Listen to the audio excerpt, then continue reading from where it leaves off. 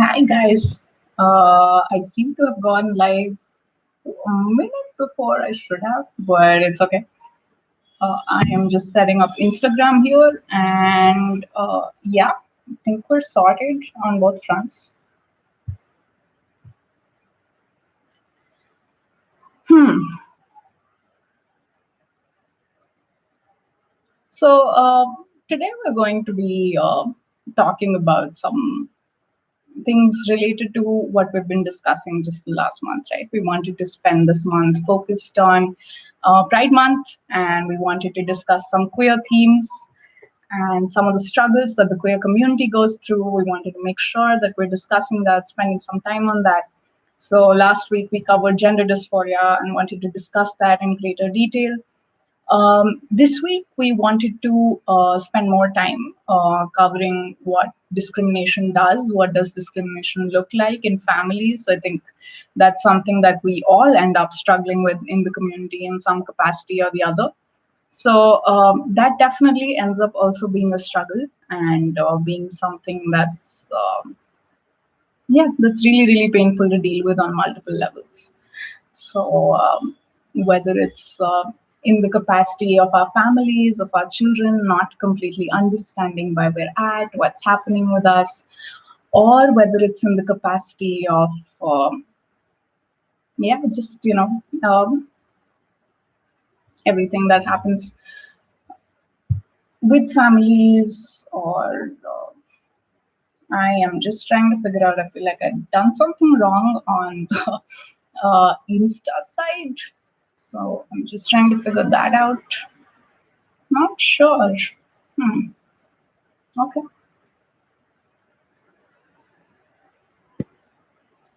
So I think, firstly, I just wanted to quickly discuss some of the topics. Like I think in the last EMA, we had a number of participants who were asking us about, that I'm transitioning and I want to talk to my child about it. I don't know how to go about that.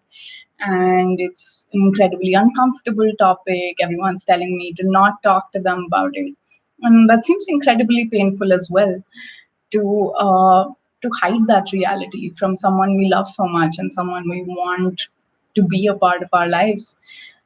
I think the interesting realization for me has been that children actually make sense of things in a very simple way and in a very logical way. I think sometimes it's significantly easier to communicate with a child than with an adult who has been indoctrinated by years and years of prejudice and hate. With a child, they just need to understand love, they just need to understand family, and they're trying to understand with every person in their life, whether that person is heterosexual or belongs to any other sexuality. uh, that really isn't their concern. They're not thinking about that part. All they want to understand is, how do people love, or how do people belong? And those are the kind of questions that they are trying to think about. So I think I've heard so many examples from friends who are queer or allies who've explained it to their children in really simple but beautiful ways. Whether it's about just explaining it to them in terms of that, okay, this is your uncle, and this uncle um, loves his partner is a man, and that's the end of it. And we're going to make sure that we respect that and we make them feel really warm and welcome in the family. And something as simple as that makes a lot of sense to a child, because he genuinely wants to make sure that his uncle feels warm and loved in his family. So something as simple as that can be really helpful. Sometimes metaphors help, and children create their own metaphors to make sense of really complicated things. That similar to how they're allowed to like any color at school or pick their own color. Sometimes maybe picking a partner is as simple as that. And when someone explains it to them with that much affirmation or acceptance, it actually becomes that simple. And I think similar to what we were talking about even in our last session, right? That I do believe that children pick up the tonality of message just as much as the words themselves. So if you explain to something with pride and with love, children also pick up on that just as much as the shame and the fear and the hate. Yeah. So I think the plasticity or the openness that children have makes them incredibly vulnerable and incredibly loving and capable of a great deal of love towards anybody. It's us adults, I think, in a lot of ways, who end up struggling with that so much more. But yeah, but I think to go over maybe some quick questions. I think when it comes to thinking through if there's a particular child who's asking complex questions or is maybe asking about, like who are the people who are allowed to be gay, or or if they're asking that, what are the kind of relationships that look like for those people or this people. I think it's absolutely necessary that as adults in their lives, we make sure that we draw clear boundaries between the kind of language that they are using, what the impact of that language looks like to people around them. And it's also a good idea to, yeah, just I think break it down and things as simple as things they relate to, whether it's about the things that they like at school, whether it's about the friends that they're engaging with. Focus on messages such as love and family and belonging, which really is what any relationship comes down to. And these become very simple ways of explaining things to children, much more simpler than we make it out to be. So, and that really helps, right? And how much we also feel supported with people around us, or how supported we feel in our own families when the children accept us. So, yeah, I think I can't undermine or underestimate the importance of that just in us taking care of ourselves. That obviously have that discussion with your sisters, brothers, moms, dads, if you're worried about the reaction of the adults.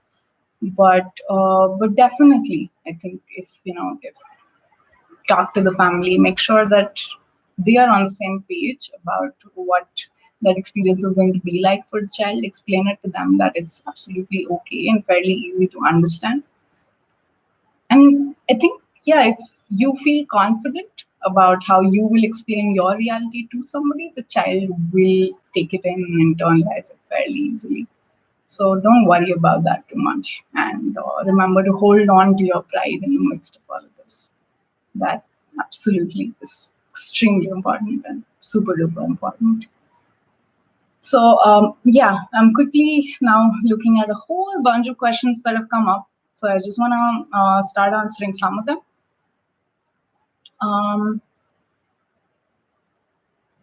okay, so there are a lot of questions which are, of course, about coming out and the fear of that. And yeah, so much love and light to all of you who are currently trying to figure that puzzle out for themselves. I think as each queer person knows in this world, coming out often becomes a continuous process. It isn't a one-time process, sadly. Even if you come out to one person, they may take a long time to process it. You may need to come out to different people at different time. There may be different kinds of coming out within your own sexuality and your own understanding of your sexuality that may happen at different points in time. There may be different social circles to which you may come out. So the reason why I'm saying all of this is that make sure that you have enough resources around you. Make sure that you're feeling prepared, and yeah. So just make sure of all of those things before you take that step towards coming out. So if you're feeling scared, find that one safe space, even if that isn't within your family.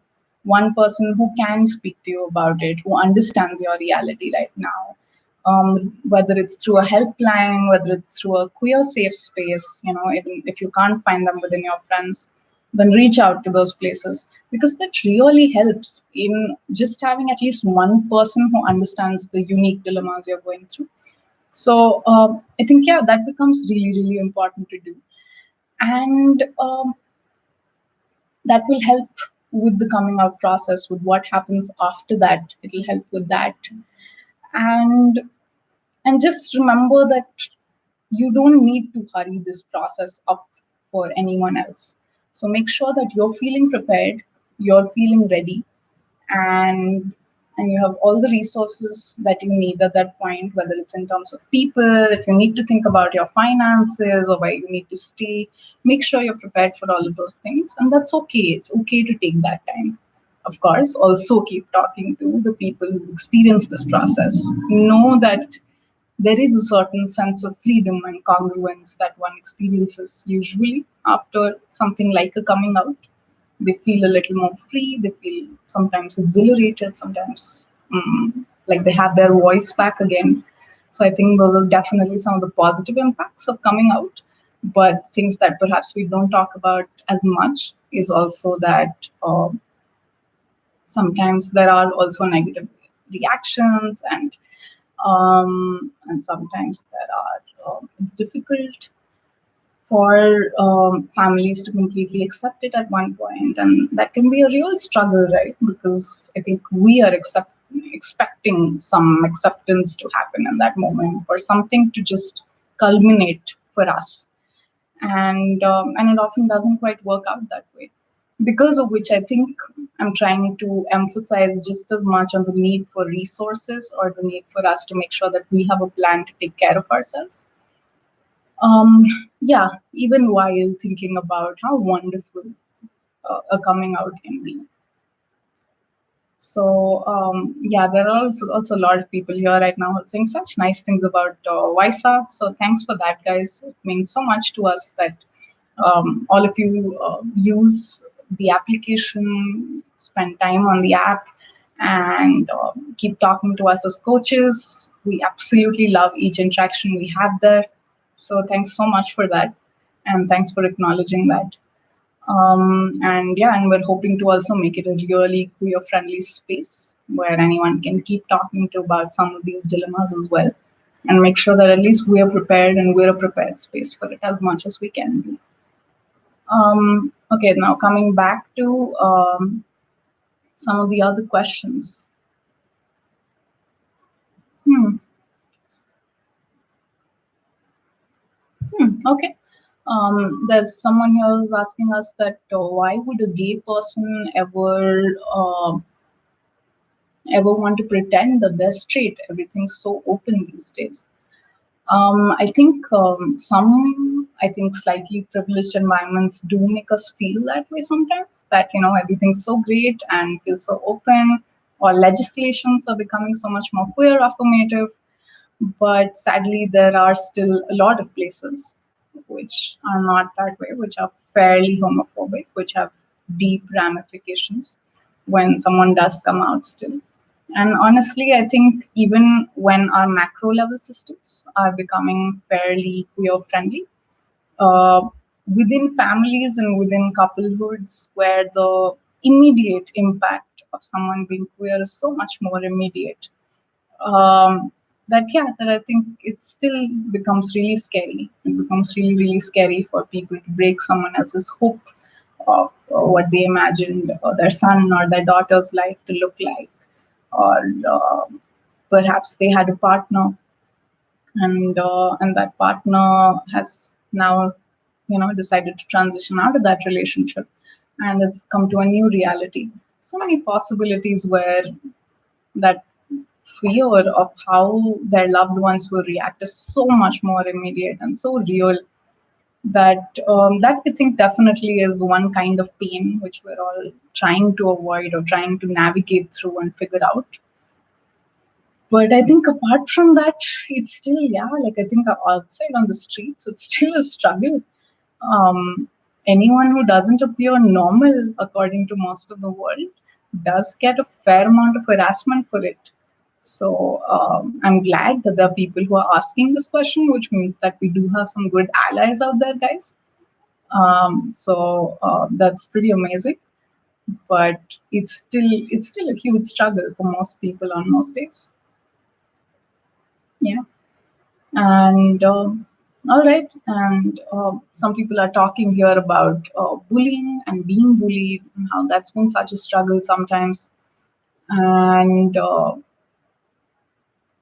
okay, yeah. So there are some wonderful users here who are talking about how much of a struggle it is to be bullied, and it's really hard to deal with that at that time. Um, yeah, I'm so sorry to hear that. I I hope that situation improves for you. I think again, like I don't think I can emphasize enough of just how much of an impact finding even one person to talk to makes. So if that's just on the internet right now or on something like Wysa right now, that definitely can be one option. Apart from that, reach out to your local chapters, reach out to your local communities, keep talking to them. That's again one option to help figure out things. If there is a particular person who's bullying you, then maybe if you have more people who are supporting you in that environment, you can try to have a conversation with that person. I'm not sure how feasible that is or safe that is. Make sure that you're always feeling safe and you're taking care of your physical safety, even if that means involving an adult. If you're in a school, if it's a co-worker, then involve someone in your administration, but don't be scared about taking those official or more formal steps, right? It's incredibly important that you do that for yourself. So make sure that you're doing that and taking care of yourself. And apart from that, I think just yeah, just keep reaching out to people who may be experiencing things similar to you. That I think ends up becoming one of the biggest ways of us supporting ourselves. And I think pride, that I think honestly ends up being the other answer for me. That because it's been usually such a big struggle for all of us to find that pride in our identity, it's also really easy to let go of that pride when enough people bully us or hurt us or shame us. So, yeah, I think it's really important that we keep holding on to that pride and keep trying to figure out how we can still keep loving ourselves even when we may not be getting as many positive messages or as much acceptance as we want from the environment around us. We still need to keep making sure that we're taking care of ourselves and we're affirming who we are and what we believe in. So hold on to that. Yeah, I can't think of anything that's more important at that moment than that. Yeah, all the best to you. Um, there are so many questions coming in that I feel like I think I should probably just spend some time answering some more of these. Um, all right, so hmm, okay. There's a really thoughtful parent here who's asking that if I talk to a curious 11-year-old, how should I go about that? And she apparently said something to a friend, and the friend freaked out. Okay. And this person wants to let the 11-year-old know that she's normal no matter what. Yeah, I think I'm so glad that she has adults like you in her life. So that's really amazing to see. And I think again, like I think if you have pride in her identity, and if you can explore her identity or make her understand how curiosity is something that's absolutely okay, and in fact something to be really, really proud of. God, we would have such a beautiful world if everyone was a little more courageous and a little more curious. So that I think would go a long way than one friend getting freaked out. But but I think I'm not sure. I think one thing that I honestly keep trying to figure out for myself is that when we're talking to children or adolescents and we're trying to understand how they identify, um, should a part of us also be preparing them for the fact that they may meet homophobia outside, or should we only prepare them with the tools of love and acceptance? Um, I think for me, the answer tilts towards love and acceptance. I think I see that, if someone feels truly loved and affirmed and accepted, then they're able to give that to the world outside them. And, and yeah, and it's easier for them to deal with whatever else comes down their way because they have more strength and more resilience to deal with so much more. So that I think is something that I think helps in a lot of situations. But I think complex situations, I think, just still keep coming up in different ways for parents, right? Like I think parents know that I think most of the time everyone feels like they're just constantly trying to figure out how to get it right in parenting. So, okay. Looking at some more questions here. And, hmm,